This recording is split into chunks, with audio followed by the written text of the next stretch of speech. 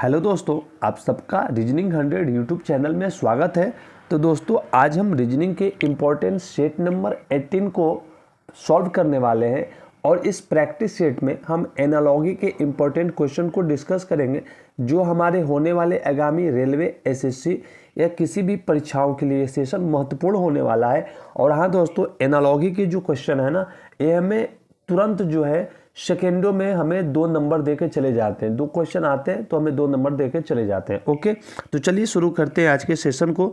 देखिए, पहला क्वेश्चन क्या कह रहा है कि जिस प्रकार से त्वचा का संबंध देखिए बता रहा है बाल से, उसी प्रकार भूमि का संबंध किससे होगा, ये हमें फाइंड आउट करना है। अच्छा, जो हमारी त्वचा होती है, जो हमारी स्किन है, आप देखो जो हमारी स्किन है, स्किन के ऊपर जो हमारे हेयर होते हैं, बाल होते हैं, यानी कि स्किन के ऊपर बाल जमे होते हैं, बाल उगे होते हैं।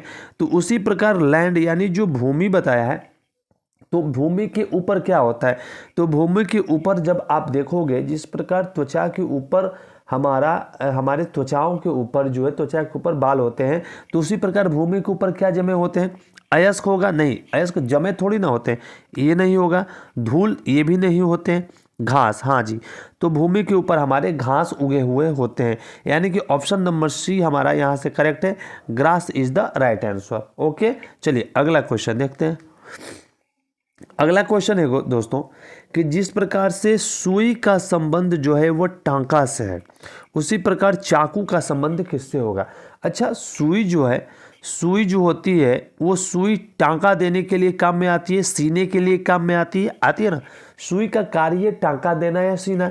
तो उसी प्रकार चाकू का कार्य क्या होता है, चाकू का अब बात करूँ तो चाकू किस कार्य के लिए होता है, तो आप सब जानते हो चाकू का यूज हम जो उसका यूजुअली यूज है वो किस यूज में होता है, तो काटने के कार्य में आता है, यानी कि ऑप्शन नंबर सी यहाँ से बिल्कुल करेक्ट है।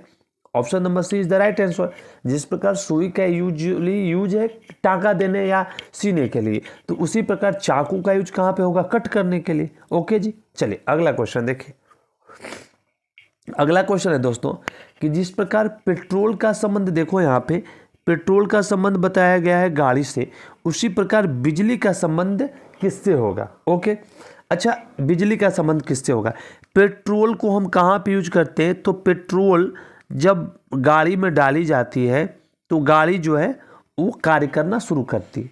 जब पेट्रोल गाड़ी के अंदर डाली जाती है तो गाड़ी जो है वो मोशन में आती है, गाड़ी वर्क करना शुरू करती है। तो उसी प्रकार बिजली का संबंध किससे, तो बिजली कहाँ पे कार्य करती है, तो यहाँ पे देखो ऑप्शन में दिया है मॉल, बल्ब, अंधेरा और कक्ष। तो जब बिजली जो है वो बल्ब के अंदर में जाएगी, बिजली बल्ब के अंदर में फ्लो होगी, तभी तो बल्ब अपना कार्य करना शुरू करेगा, यानी प्रकाश देना शुरू करेगा। तो ओके, तो यहाँ से आप देखो ऑप्शन नंबर बी हो जाएगा राइट आंसर, यानी कि bulb is the correct answer. जिस प्रकार पेट्रोल गाड़ी के लिए यूज होती है, उसी प्रकार जो बिजली है वो बल्ब में जाएगी तब अपना कार्य करती है, यानी हमें लाइट देती है। ओके जी, समझ में आया। अगला क्वेश्चन देखते हैं। नेक्स्ट क्वेश्चन है दोस्तों, कह रहा है कि हरा का संबंध जिस प्रकार रंग से है, हरा का संबंध जिस प्रकार रंग से है, उसी प्रकार सेब का संबंध हमें यहाँ पे फाइंड आउट करना है। कह रहा है कि ग्रीन यानी हरा का संबंध जिस प्रकार कलर से है, उसी प्रकार एप्पल का संबंध किससे होगा। अच्छा, हरा क्या है, तो हरा एक रंग है। तो जब हरा का एक रंग है, हरा रंग है, तो सेब क्या है, सेब की जाति क्या है, तो सेब एक प्रकार का क्या है, फल है, यानी कि option number A is the correct answer. Okay, अच्छा चलिए अगला क्वेश्चन देखते हैं।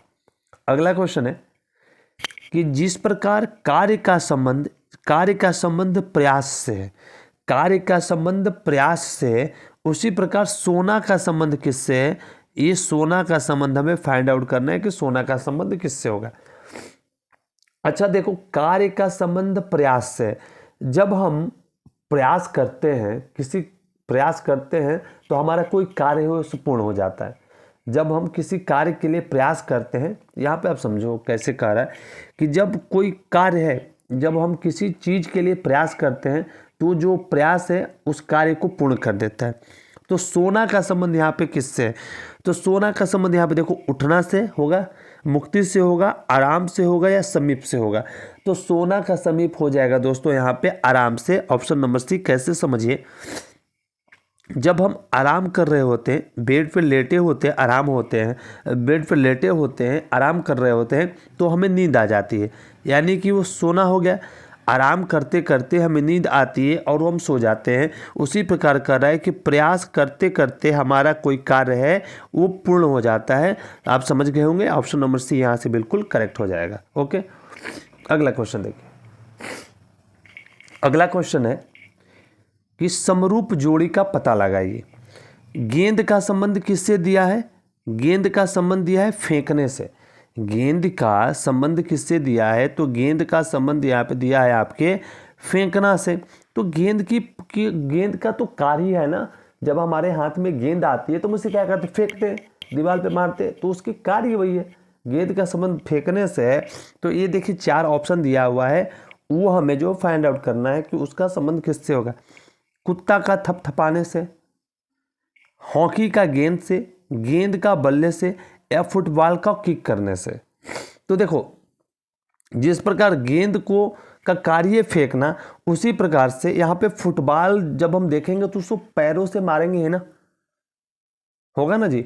जिस प्रकार से गेंद हमारे हाथ में आएगी तो उसे हम फेंकेंगे, उसी प्रकार जब फुटबॉल हमारे पैरों के नीचे आएगी तो हम उसे पैर से किक करेंगे ही, यानी कि ऑप्शन नंबर डी यहाँ से करेक्ट हो जाएगा, फुटबॉल का किक करना से। ओके, कंफर्म है? ओके जी, चलिए अगला क्वेश्चन देखिए। देखिए ये क्वेश्चन जो है ना, इसी टाइप के क्वेश्चन होते हैं और हमें ये सेकेंडों में जो है 1 नंबर दे देते हैं। ओके, चलिए देखिए यहाँ पे नेक्स्ट क्वेश्चन है कि जिस प्रकार से यहाँ पे देखो दिया हुआ है कि कवि का संबंध कविता से है, उसी प्रकार मोची का संबंध किससे होगा। तो कवि का काम ही है कविता लिखना या कविता गाना। कवि का काम ही है कविता लिखना या कविता को, हाँ, कविता लिखना या कविता को गाना, कविता को पढ़ना। तो मोची का संबंध किससे होगा? तो मोची का संबंध तो दोस्तों कन्फर्म है, मोची का संबंध किससे हो जाएगा? तो मोची का संबंध क्या मान से होगा, जूते से होगा, मोजे से होगा, या कपड़ा से होगा? तो मोची का संबंध जूते से हो जाएगा, यानी कि option number B is the right answer. आगे बढ़िए, यहाँ पे समझो आप। देखिए दिया हुआ है कि लोहे का संबंध किससे बताया गया? Fe से। किससे बताया गया है? लोहा का संबंध दोस्तों किससे बताया गया है? Fe से। उसी प्रकार चांदी का संबंध वो पूछ रहा है, क्या होगा? तो लोहा का संबंध Fe से, मतलब समझो आप, लोहा का Fe से क्या संबंध है? तो Fe मतलब हो जाएगा, देखो Fe मतलब हो जाएगा फेरम। Fe का मतलब क्या हो जाएगा? फेरम। फेरम जो है FERRUM, फेरम जो है वो लोहा का रासायनिक सूत्र है। लोहे का क्या है? लोहे का रासायनिक सूत्र होता है फेरम, और वही देखो Fe को उससे डिनोट किया जाता है, फेरम को। तो उसी प्रकार जिस प्रकार लोहे के रासायनिक सूत्र Fe होता है, तो उसी प्रकार सिल्वर का रासायनिक सूत्र क्या होगा? तो सिल्वर के रासायनिक सूत्र की बात करें तो क्या होता है? क्या होता है? तो अर्जेंटम होता है। चांदी का हमारा रासायनिक नाम अर्जेंटम, रासायनिक नाम क्या होता है? अर्जेंटम होता है। तो जब अर्जेंटम होता है तो यहाँ से उसको किस चीज़ से डिनोट किया जाता है? तो अर्जेंटम को डिनोट किया जाता है Ag से। किससे डिनोट किया जाता है? Ag से। ओके, तो जब Ag से डिनोट किया जाता है तो हमें कन्फर्म हो गया कि क्या होगा? लोहा का रासायनिक सूत्र होता है फेरम, तो उसको Fe से डिनोट करते हैं। तो उसी प्रकार चांदी का जो रासायनिक सूत्र होता है अर्जेंटम होता है, अर्जेंटम को डिनोट करते हैं Ag से। Option number C is the correct answer. Okay, चलिए दोस्तों अगला क्वेश्चन देखिए। अगला क्वेश्चन है, मोनार्क का संबंध हमें बताना है और एनाकोंडा का संबंध दिया हुआ है कोबरा से। अच्छा, आप यहाँ पे एक चीज़ देख लो, एनाकोंडा और कोबरा। एनाकोंडा और कोबरा ये क्या है? एनाकोंडा और कोबरा ये सर्प की प्रजाति है। ये 2 प्रजातियां हैं ना जी, सर्पों की प्रजाति में आएगी ना, एनाकोंडा और कोबरा सर्प प्रजाति है। तो मोनार्क की अगर आप बात कर लो, मोनार्क क्या है? मोनार्क क्या है? तो मोनार्क जो है वो एक तितली की प्रजाति है। किसकी प्रजाति है? तो दोस्तों मोनार्क जो है वो तितली की प्रजाति है, और ये तेज उड़ने वाली तितली के रूप में जानी जाती है मोनार्क। मोनार्क तितली है, तितली की एक प्रजाति है। मोनार्क जो है तितली की प्रजाति के रूप में आती है और सबसे तेज उड़ने वाली तितली के रूप में जाना जाता है। तो एनाकोंडा और कोबरा सर्प की प्रजाति है। तो यहाँ पे प्रजाति ढूंढना था हमें, मोनार्क किस चीज़ में प्रजाति में आएगी, तो मोनार्क जो है तितली है, तितली की एक प्रजाति है। तो ऑप्शन की बात कर लो तो बटरफ्लाई, यानी कि option number A is the correct answer of the question number 9th। Okay, अगला क्वेश्चन देखते हैं दोस्तों। अगला क्वेश्चन है कि जिस प्रकार रसायन विज्ञान का संबंध परमाणु से, रसायन विज्ञान का यहाँ पे आप देखो, रसायन विज्ञान का संबंध किससे बताया गया है, रसायन विज्ञान का संबंध बताया गया है परमाणु से। तो उसी प्रकार जीव विज्ञान का संबंध किससे होगा, तो रसायन विज्ञान का संबंध है परमाणु से, यानी कि परमाणु जो है सबसे छोटी इकाई मानी जाती है। परमाणु जो है वो सबसे छोटी इकाई मानी जाती है ना जी, परमाणु सबसे छोटी इकाई मानी जाती है। तो रसायन विज्ञान में परमाणु सबसे छोटी इकाई हो गई। तो उसी प्रकार बायोलॉजी में सबसे छोटी इकाई की बात करो तो क्या होती है, सेल्स होती है ना, सेल्स सबसे छोटी इकाई हो जाएगी बायोलॉजी में, यानी जीव विज्ञान में। ऑप्शन की बात कर लो तो सेल्स यानी कोशिकाएं, option number D is the correct answer. जिस प्रकार रसायन विज्ञान में परमाणु सबसे छोटी इकाई होती है, उसी प्रकार जीव विज्ञान में सबसे छोटी इकाई की बात कर ले तो सेल्स यानी कोशिकाएं हो जाएंगी। ओके जी, option number D is the correct answer. अगला क्वेश्चन देख लेते हैं। अगला क्वेश्चन देखिए, अगला क्वेश्चन कह रहा है, यहाँ पे समझो आप कि बैरक दिया हुआ, बैरक का संबंध किससे, शोल्डर से, यानी कि जो शोल्डर्स हैं, जो हमारे शोल्डर हैं, शोल्डर के जो रहने का स्थान होता है, जो सैनिक जहाँ पे रहते हैं उन्हें हम क्या कहते हैं, उन्हें बैरक कहते हैं। शोल्डर जहाँ पे रहते हैं उन्हें हम बैरक कहते हैं।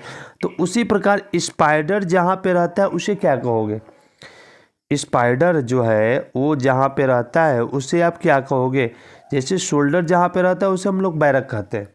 तो शोल्डर स्पाइडर जहाँ पे रहता है उसे क्या कहोगे, नेस्ट, हाइव, वार्न या वेब। तो देखो दोस्तों, जहाँ पे स्पाइडर रहता है ना उस स्थान को हम वेब्स कहते हैं। क्या कहते हैं, वेब्स कहते हैं। Option number D is the correct answer. ये जो एनालॉजी के क्वेश्चन है ना, ये आपको डेली, मतलब आप किसी चीज़ का किसी चीज़ से एक रिलेशन दे देगा, दूसरा वैसे ही आपको रिलेट करके बताना होता है। तो इसमें ऐसा कोई फिक्स तो पैटर्न है नहीं कि हाँ ये इसी पैटर्न पे आएगा। ये तो डेली लाइफ वाले क्वेश्चन है। आपके अरे रूटीन लाइफ में जो चीज़ें होती है वो कहीं से उठा के देगा, बस आपको अपने माइंड को उसमें प्रेजेंट टाइम पे क्विक रखना है। ओके, अगला क्वेश्चन देखिए। अब देखो अगले क्वेश्चन में पूछ रहा है कि पृथ्वी का संबंध नीला से है, तो मंगल ग्रह का संबंध किससे होगा। तो पृथ्वी का संबंध नीला से यहाँ पे देने का मतलब है कि पृथ्वी पे अधिकतम पार्ट जो है वो क्या है, पानी है। तो पानी के कारण ही पृथ्वी जो है हमें नीला दिखाई देती है, नीला दिखाई देती है जी। तो उसी प्रकार जो मंगल है, जो मंगल ग्रह है वो किस प्रकार का दिखाई देता है, तो मंगल ग्रह आप सबको पता है वो लाल दिखाई देता है। किस कलर का दिखाई देता है, तो मंगल ग्रह रेड दिखाई देता है। Option number B is the right answer.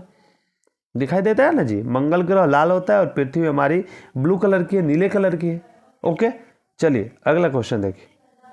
अगला क्वेश्चन दोस्तों क्या है, हाँ, जिस प्रकार रंगमंच का संबंध किससे है, तो देखो रंगमंच का संबंध मनोरंजन से, रंगमंच का संबंध मनोरंजन से है। तो मंदिर का संबंध किससे होगा, मंदिर का संबंध किससे होगा, ये मैं फाइंड आउट करना है। ओके, अच्छा, रंगमंच का मतलब हुआ कि जैसे कोई भी चीज़ जहाँ पे रंगमंच आप समझो ना, सीधी सी बात है, जहाँ पे हंसाने के लिए कोई कार्य किए जाते हैं। रंगमंच यानी कि हम अपने मनोरंजन के लिए कभी ऑर्केस्ट्रा में जाते, देखने के लिए चले जाते हैं, या कोई भी चीज़, नाटक हो रहा है, रामायण होता है मंचों से, तो रंगमंच का संबंध मनोरंजन से हो गया। तो मंदिर रंगमंच पे हम अपने आप को मनोरंजन करने के लिए जाते हैं कि हमारा मनोरंजन हो। तो मंदिर का संबंध किससे होगा, मंदिर में आप क्यों जाते हो, सीधी सी बात, मंदिर में क्यों जाते हो, लोगों के लिए, देव के लिए, रहने के लिए या पूजा के लिए। तो मंदिर में भाई हम पूजा के लिए, मंदिर में देव तो रहेंगे तभी तो पूजा करेंगे ना, ऐसे किसकी पूजा करेंगे। तो जिस प्रकार रंगमंच का यूज हम मनोरंजन के लिए करते हैं, उसी प्रकार मंदिर का यूज जो है हम पूजा करने के लिए करते हैं। Option number D is the right answer. Okay, अगला क्वेश्चन देखते हैं।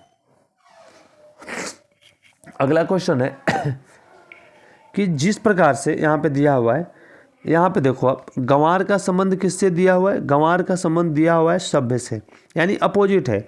गंवार है, ये सभ्य है, ये गंवार है यानी सभ्य है, यानी कि अपोजिट है।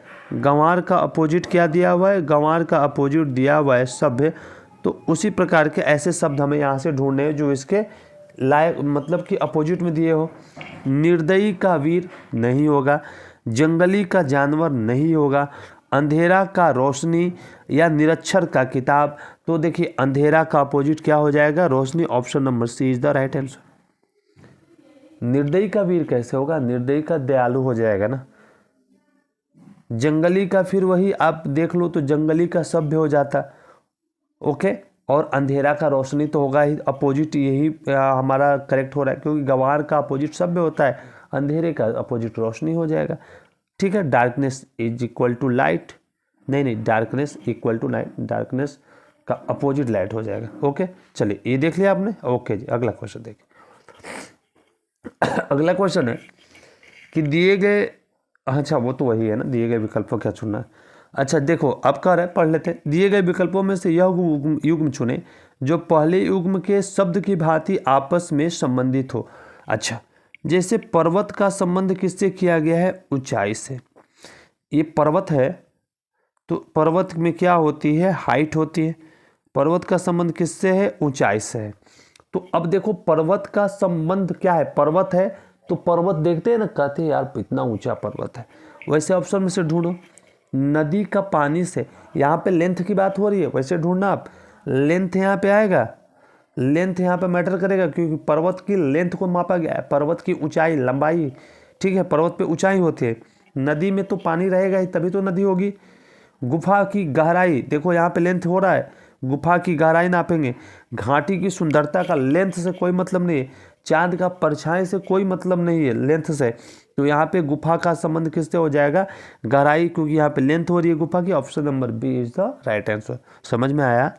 क्योंकि पर्वत का अगर लेंथ की बात करें तो पर्वत की हम ऊंचाई देखते हैं, और जो गुफाएं होती हैं ना, गुफाएं होती हैं हम उनकी गहराई देखते हैं। ओके जी, तो यहाँ भी लेंथ वहाँ भी लेंथ इक्वल टू हो गया। ओके, अगला और नेक्स्ट क्वेश्चन देखिए। नेक्स्ट क्वेश्चन है कि मुस्कान हंसी, मुस्कान और हंसी दिया हुआ है, इसका अपोजिट रोना हो जाएगा। यहाँ पे आप देखो मुस्कान और हंसी, इसका अपोजिट क्या हो जाएगा? रोना। तो वैसे ही हमें यहाँ पे फाइंड आउट करना है। देखो पहले कि दो अपोजिट यहाँ भी है, कुल मिलाकर मुस्कान और हंसी एक चीज़ है, उनका अपोजिट हो जाएगा रोना। अब देखो तेवर, क्रोध और रोष, छूना, पकड़ना, छोड़ना, खड़ा होना, सोना, खेलना, शाम, रात, दिन। अब देखो तेवर और क्रोध एक है क्या? तेवर और क्रोध एक नहीं है भाई। रोष, तेवर, क्रोध और रोष ये तीनों एक, मतलब तेवर, क्रोध और रोष ये अपोजिट शब्द तो नहीं दे रहे हैं ना। तेवर, क्रोध और रोष एक ही आ जाएंगे। सॉरी, तेवर, क्रोध और रोष ये दोनों सिमिलर है, यहाँ पे अपोजिट की कोई बात नहीं हो रही, ये नहीं होगा। अब देखो यहाँ पे हम देखते हैं छूना, पकड़ना और छोड़ना। जैसे यहाँ पे दिया हुआ था कि मुस्कान और हंसी दोनों एक चीज़ थी, उसी प्रकार यहाँ पे छूना और पकड़ना दोनों एक चीज़ हो गई, और छोड़ना इसका अपोजिट हो गया ना जी। अब देखो खड़ा होना और सोना ये दोनों अलग हैं, शाम, रात, दिन ये भी अलग हैं। तो अलग जब हैं तो ऑप्शन नंबर बी क्यों ना हम कर दे जी? तो option number B is the right answer. छूना, पकड़ना और सोना, छूना, पकड़ना और छोड़ना। समझ लीजिए ना। अब देखो यहाँ पे मुस्कान है, मुस्कान का सिमिलर दिया हुआ है हंसी, और हंसी का अपोजिट दे दिया है रोना। तो वैसे ही ये दोनों सेम कहाँ पे हैं? छूना, छू दिए हमने, अब खेलते थे ना छुआ छुअन, पकड़ा पकड़ाई, और पकड़ना, तो छूना और पकड़ना एक सिमिलर हो गया, और इसका अपोजिट हो जाएगा छोड़ना।